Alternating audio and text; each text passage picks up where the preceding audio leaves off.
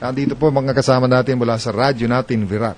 Ito po ay isa po sa mga FM stations ng radyo natin na nandun sa may Catanduanes College sa may rooftop. Kung kayo po ay nasa Virac, pasyalo kayo sa Catanduanes College pag labas lang ng pier sa ferry. Nasa kaliwa po yung Catanduanes College at nandun po yung radyo natin, Virac. Dati, ano yan nandun sa iba-ibang bayan po ng Catanduanes. At nandito po yung staff. At pababatiin lang po natin doon sa mga nakikinig sa Virac Catanduanes. Diyos maraming na aga po. Diyan sa mga taga Virac, si Neil Acuña, ang kanilang team leader. Neil, magandang umaga. Yes, Kamusta ka? Magandang umaga, Sir Andy. Sa boses lang, talo na tayo, Arnel. Arnel Tatal, taga Virac din yan, no? Ay, ganun po ba? Okay. Pakipakilala nga ang mga staff natin sa radyo natin. Ito po sa aking kanan si Bing, and ito sa kaliwa si Don tsaka si Red Ho. Bati kayo. Pakipindot lang yung mga switches ninyo dyan. Yung mga green. Napasyal ako sa RN mga 3 years na yata Pero ngayon iba ng studio ninyo, mas maganda na alam ko Di ba? Bing, ikaw muna, bati ka. Taga saan ka, Bing? Taga Virac ka? Opo. Okay. Good morning po, Virac Catanduanes. Hello. Ay, ganun na, Sir Andy, no? Nagpaalam ka ba sa nanay mo? Kailan pa kayo rito? Nag-Star City na rin ang mga ito, kahapon o ano? Hindi pa po. Hindi pa, mamaya. Hindi pa, sir. Sige. Neil, sino pa? Si Don, sir. Don? Yes, happy listening sa lahat ng mga listeners ng DCRH sa Virac. Yun ba mga pangalan nyo? Yan ang ginagamit nyo sa radyo? Okay. Bing, Don, Neil. Okay. Alam ko. Nag-i-air, sir, silang dalawa lang. Kami lang dalawa yung nag-i-air po. Okay. Kayo ni Red. Ni Red. Red? Opo. Kumusta, Red? Kumusta din po? Kayo ba yung nag-news din? May newscasting kayo doon, ano? Meron din po. Okay. Meron po. Kasi yung aming mga radyo natin partners talaga, pag nangyayari doon sa lugar ninyo, dapat nagre-report kayo sa DCRH. Siguro hindi lang ninyo alam kung sinong iti-text dito kasi yung telepono ko doon luma na, no? So, mamaya bago kayo umalis, pakikuha lang yung aking cellphone number, pwede kayong mag-text pag kami balita doon. Kumusta ba ang RN, Neil? Kumusta ba ang radyo natin? Ngayon, sir, improving, sir. Andy lang, Andy. Tumatanda naman ako pag sinisir mo. Listenership, kumusta naman? Hanggang Virac, San Andres, ano pa, Bato, Ngayon, sir, hanggang Abutsan. 4 towns na lang, sir, ang medyo hirap na Okay, maabot 4 ng, towns of the 11, ha? Yes, sir. Out of At 11, least 4 towns na lang yung hirap marating. Doon na lang sa north, siguro. Yung mountainous kasi, sir, yung Oo. yung kalagitnaan niya. So, parang hirap din marating. Pero mga ganitong oras, talagang DCRH ang dala nyo, di ba? Oo, sir. Oo. So, narinig ho kami doon. Kaya kung may balita sa Virac, mag-broadcast tayo sa network para buong Pilipinas dinig kayo.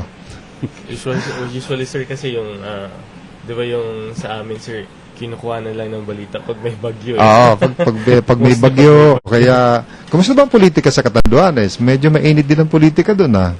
Balita ngayon, ko. sir, medyo. Anong programa mo, Red? Anong programa ginagawa mo ron? Sunset special po with Papa Don. Sunset Special, panghapon. 5 to 7 lang. Anong content niyan? Entertainment. Entertainment. Informative. Local chismis, meron din ba? Pwede rin. Meron din sir. Maganda yun. Ikaw, Neil, anong hinahawakan? Nagpo-programa ka rin ba? Hindi ako Okay.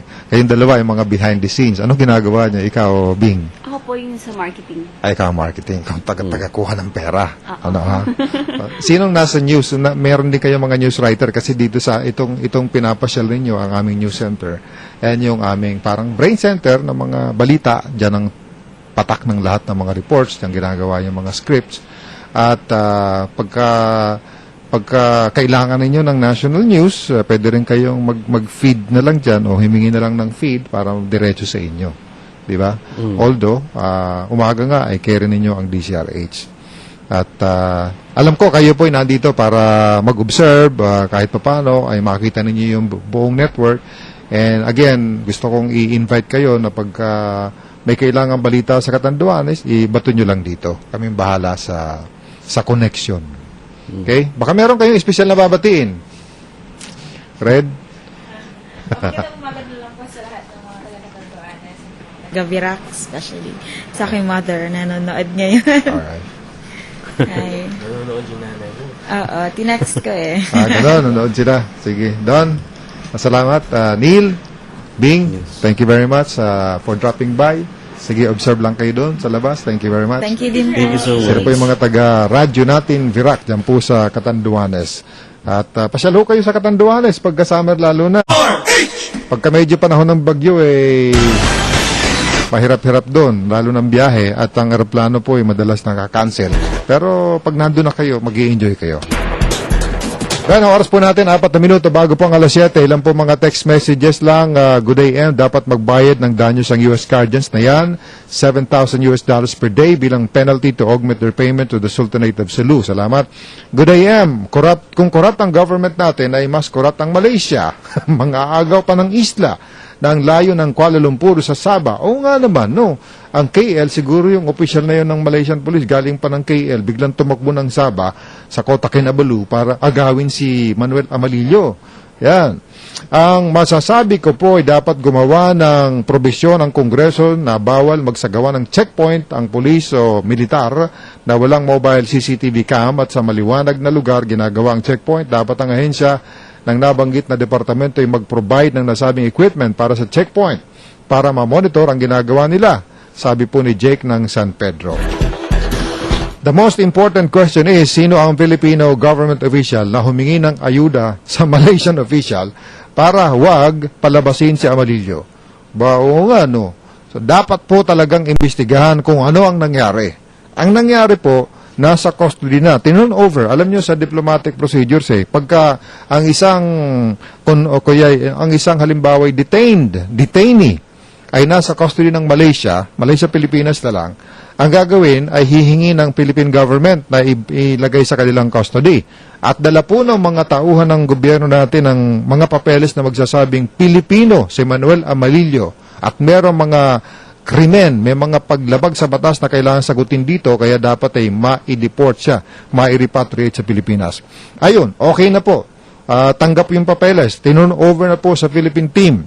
Pero, habang naghihintay ng eroplano itong Philippine team, may dumating na Malaysian police official at sinabing, labas kayo, hindi niyo pwedeng dalhin si Amalillo. Ngayon, ang tanong, tama po yun. Baka naman po dyan, meron hong tumawag na may kaibigan sa Malaysian government, na taga rito. Huwag ninyong isasama si Amalillo, sasabit kami. At ganun po ang nangyari. Marami ho mga possibilities. Nasa inyo po yung alamin kung ano ho yung mga nangyari talaga. At nasa gobyerno po natin, Department of Justice, Department of Foreign Affairs, DILG, si Secretary Maros, nagsalita po tungkol dito. Tatlo naman kayong cabinet members, kayang-kaya naman ninyong alamin kung ano bang posibleng nangyari at hindi natuloy ang biyahe ni Manuel Amalillo. Salamat po sa inyong pagsubaybay sa ating palatuntunan. Ito po si Andy Vital. Naway patnubayan po tayo ng buong may kapal.